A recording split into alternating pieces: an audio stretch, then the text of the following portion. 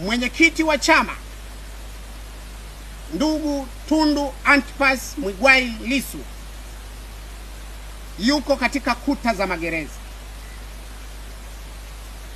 Hakuiba kitu cha mtu, hakudhulumu jasho la mtu, bali anapigania haki ya Watanzania, anapigania demokrasia.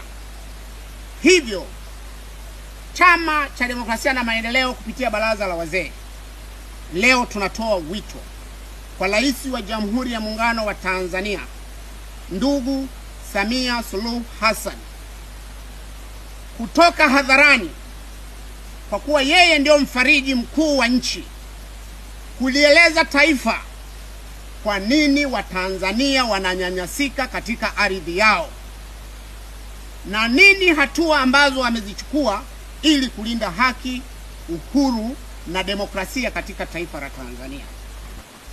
Baraza la Wazee hatutasita kukemea pale tunapoona hali ya taifa inateteleka.